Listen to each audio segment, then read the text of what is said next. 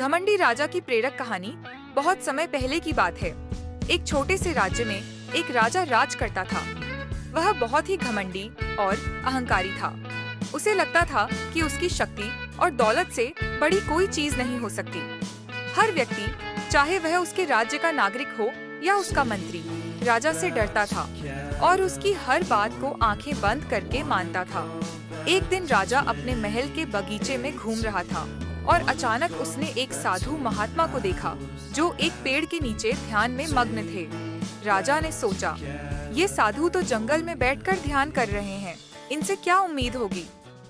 फिर राजा साधु के पास गया और बोला, तुम लोग अपने समय का इतना कीमती हिस्सा क्यों बर्बाद करते हो? देखो, मुझे सब कुछ है, राज्य, धन, ऐश्वर्य और शक्ति। तुम जैसे लोग सिर्फ ध्यान करते हो, यह किस काम का?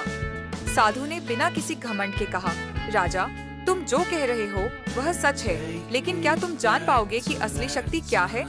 राजा हंसा और बोला, मैं पहले से ही जानता हूँ कि असली शक्ति क्या है। यह मेरी शक्ति, मेरी सेना और मेरा धन है। साधु ने कहा, तो ठीक है राजा, अगर तुम चाहो तो मैं तुम्हारे लिए एक चुनौती पेश करता हूँ। तुम अपनी शक्ति का प्रदर्शन करो और मैं तुम्हें एक सरल सा सवाल पूछूंगा।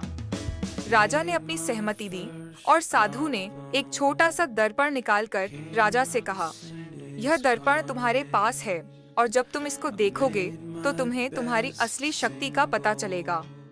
राजा ने वह दर्पण लिया और उसमें झांका, लेकिन उसे कोई विशेष बात नहीं दिखी। उसने दर्पण को और ध्यान से देखा, लेकिन कुछ भी समझ में नहीं आया।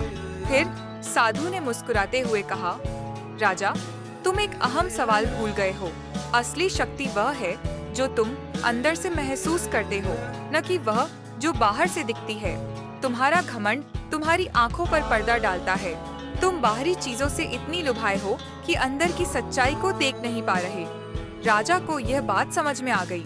उस दिन के बाद उसने अपने अहंकार को त्याग दिया और अपने राज्य को सच में प्यार देने और देखभाल करने की शुरुआत की। उसने समझा कि असली शक्ति दिल से आती है, बाहरी चीजों से नहीं।